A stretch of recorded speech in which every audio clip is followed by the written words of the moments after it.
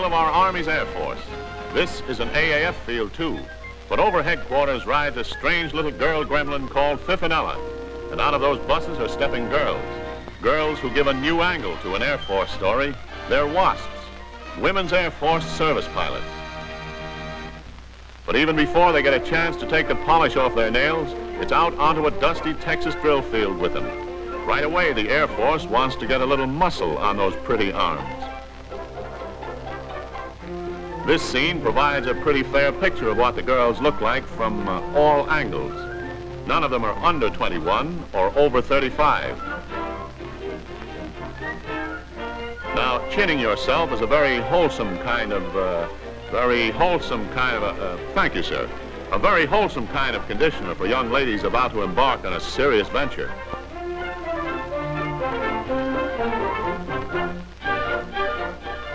It doesn't make much difference how they get you up. 6 a.m. at Avenger Field is no more pleasant or exciting than anywhere else. It's merely the beginning of another non-ladylike day of grind and GI study, which won't end until long after the Texas sun has set. Very simply and seriously, the WASPs, girls like Mary Abbott, maybe a little younger, maybe older, are willing to plow into as rugged a 6-month stretch as anything handed to women in the whole war effort. Map reading and physics, navigation and code, with strict AAF exams in each, too. For men, it would be tough. It's tough for girls, too.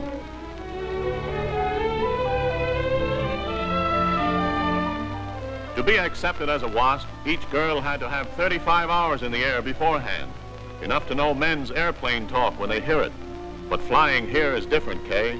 The instrument board of that link trainer has instruments and radio devices and controls you never dreamed of. This is the Army, Kay. The Army judges each girl not by her eagerness, but by her ability to fly. The little blonde on the right with her hair bleached by the sun, you or I might judge by other standards. She doesn't. Lonnie, her name's Lenore Horton, is pretty serious about her flying, for the duration anyhow. She and her good friend from New York named Nancy Church have paired off as a flying buddy team. Nancy's riding the controls today and will get credit for the time. Lonnie gets some good practice on a radio and navigation. Next flight, they'll trade.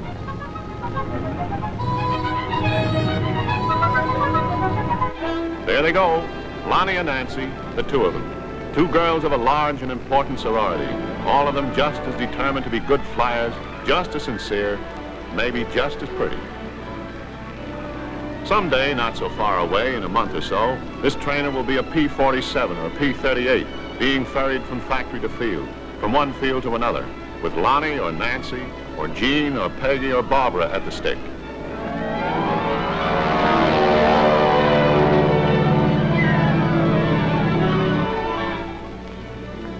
Nobody should ever tell a WASP that flying's not a woman's job. They wouldn't believe it, any more than if it were said a girl can't be a good flyer and a woman at the same time.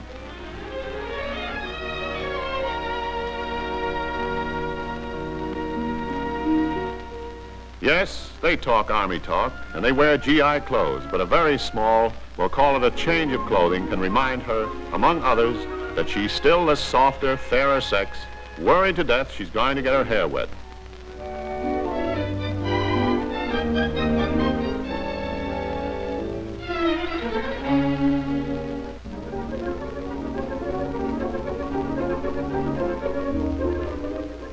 At this point, nobody should tell a Screen Magazine audience that a WASP is anything but a woman when she gets time for relaxation in the sun.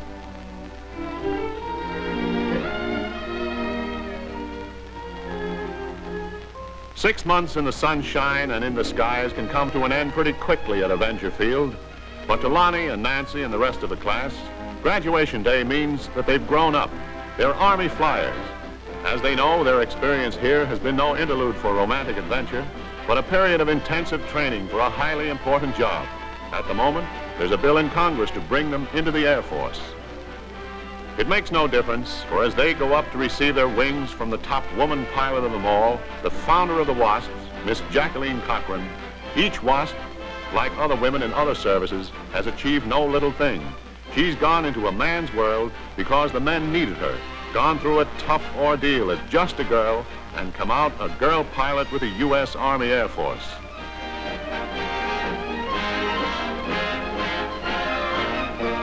No time to waste. Everywhere they're badly needed for ferrying duty, so that the men, trained and training, can go off to fight, while WASPs help get their ships started on the road overseas. There is a reason for the WASPs.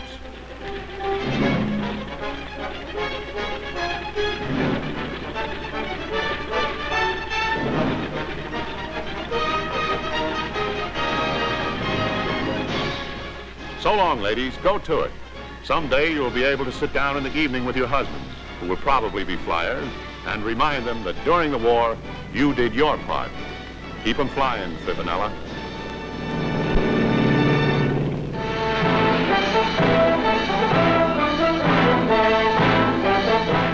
For Uncle Sam's traveling GI, global war also means global sightseeing.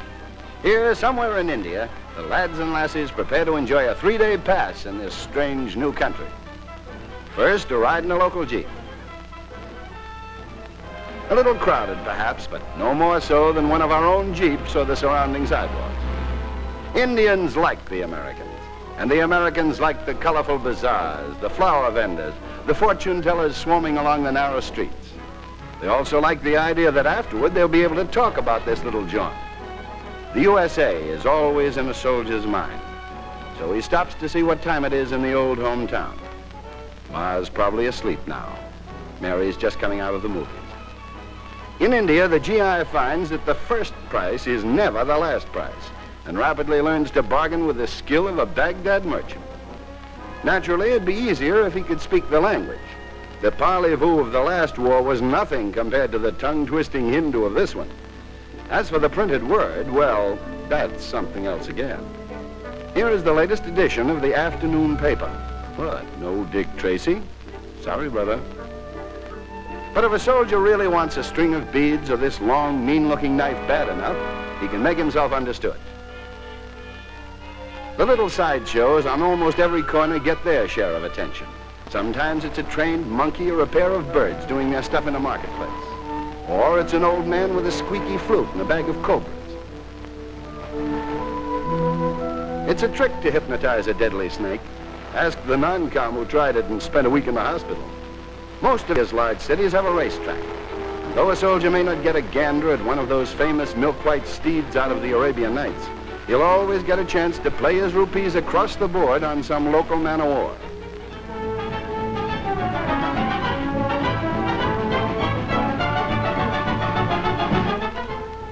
Frequently, he rubs elbows with Tommy Atkins. Sometimes they're even lucky enough to share a winner.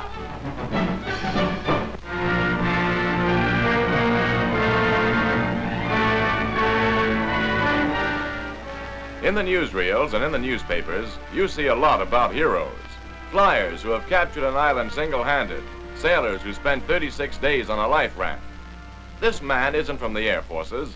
He isn't a sailor. His name is Patrick MacDonald. His mother comes from Ireland, and he speaks with a good Irish brogue. He's a private in the infantry, and he's just been invalided home from Italy. Back home, when you heard about Italy, it was the kind of place lucky people would pick for a vacation. I always wanted to go to Italy myself.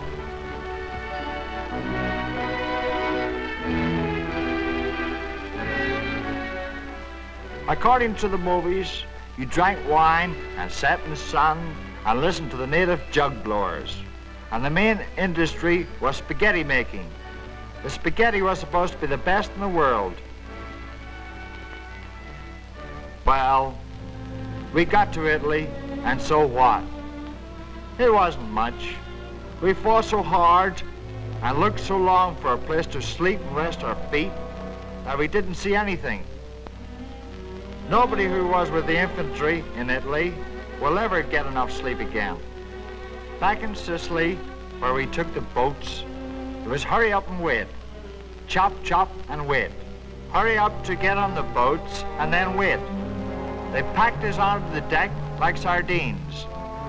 And from our deck, we could see ships to the edge of the horizon. On the day before we landed on the beach at Salerno, they told us the Italian government had signed an armistice. We landed during the night and dug in on the beach. Then the Krauts took the lid off a pail. There was fighting on the beach, and there was fighting up ahead, and there was fighting in the harbor at our backs. For a while, it didn't matter whether you were in the infantry, the Air Forces, or the Navy. The fighting was hot all around. We could hear the big Navy guns and the anti-aircraft guns and the roaring of the dog fighters out at sea. The Krauts got the range of our boats more than a couple of times, but the Navy guns kept up a running fight with the Germans in the hills behind the shore and the Germans in the sky. The Nazis claimed to have sunk the Savannah. Well, their bombers got a direct hit on a Gontard. They knocked out a lot of men and set some fires, but 20 minutes after the hit, the damage was under control and the Savannah back in the fight again.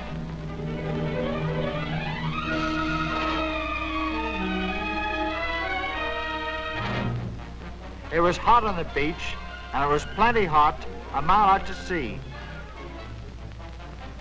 But the Navy kept the water clear for landing barges, and it felt mighty good to see those reinforcements coming in.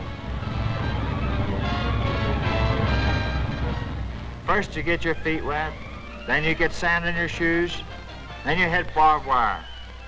There's a lot of snafu in the infantry, and sometimes you're late, sometimes you're early, sometimes you're in the wrong place, and the artillery doesn't show up.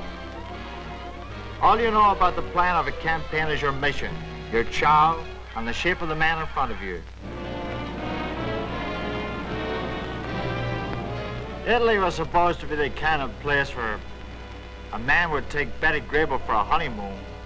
But with the way landmines were planted there, you wouldn't want to take a dog to Italy.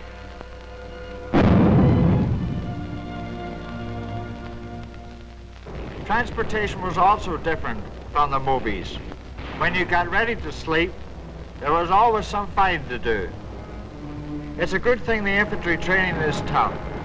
Infantry fighting is tougher, and the Nazis weren't firing any blanks, and the machine guns weren't in any frames.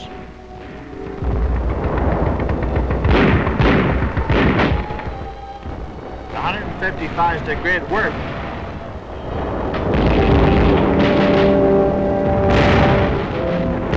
But the artillerymen didn't have to carry their guns. In the infantry, you carry your own weapons. Before I got into the Army, I always wanted to do a lot of traveling in foreign countries. But I never counted on traveling on sore feet, with the gravel in my shoes, sandpapering my blisters. I never counted on traveling with my mouth full of dust and a cold K racing sitting on my gut like lead. Now, a lot of guys like the infantry. Mark Clark's father was a doughboy, and General Clark was born in an infantry camp. He picked the infantry in spite of the trouble he has seen. He'd run ford a stream, then fly over one. And Italy was full of streams and rivers, and the Nazis pulled the bridge out of everyone. Everything that our air forces didn't hit, the Germans destroyed. Delayed action mines and the rubbish made the work of clearing up communications tricky and dangerous. The Germans wrecked the railroad stock they couldn't take with them and blasted out the road beds. But GI road gangs, old hands from the Pennsylvania and the B&O, repaired the beds, set new tracks, and kept the supplies moving. The Air Forces and the artillery can make a mess out of a place, but they can't kill the Kraut snipers and the settlers. That's for us. You can break down a lot of walls with a flying fortress, but you can't clean the enemy out of a town. That's for us too. We captured a lot of Germans. Some of them husky kids, all of them pretty cocky unless they were dead. Italy used to be famous for ruins, but there were fresh ruins in the towns we passed through, made by the Krauts 88s and our own 105s. One-time house wreckers from Brooklyn pulled down the half-destroyed buildings. Nobody much hung around to watch, like the crowd that always gathers around back home. There wasn't time. The deeper we cut into enemy territory, the tougher things became. The wounded began moving in another direction, back to the temporary field hospitals behind the lines for treatment and evacuation. Nobody gripes much about the care they got at the field hospitals, and I hear the nurses were swell. From our foxholes, we saw the planes from Africa heading for Naples. And from the hills outside the city, we could hear the bombers nailing their targets. It was a good feeling to know those were our planes. But when their work was done, the Air Force boys turned back and took off for quarters in Africa. We kept on walking. Naples may have looked like something from a bomber, but fighting your way in through the streets, Americans and British, there was nothing but a pile of broken buildings and a smell of smoke. There have been a lot of changes in warfare in the last couple of 100 years, but most of it is still at close quarters. The infantry gets the dirty work that you don't hear much about. There wasn't much left of Naples when we got there, excepting the people.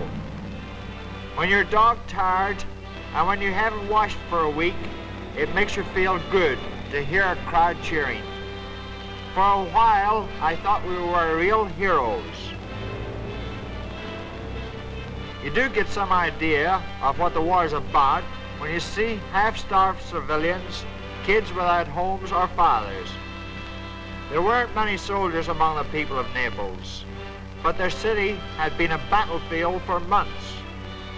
Many of the old folks had been thrown in jail for talking against Mussolini. You know about total war when you see women bailing their drinking water out of sewers and broken mains. The Germans crossed up the water system before they left Naples. We set up water depots for the city, and the MPs did some good for once. The Germans had carried off the city's food stores. We gave the people flour and distributed the bread they baked. You know about war when you see people fighting for bread.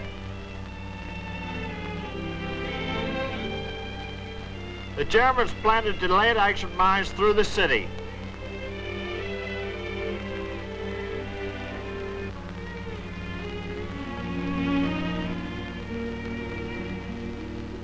But that's something for the engineers to worry about.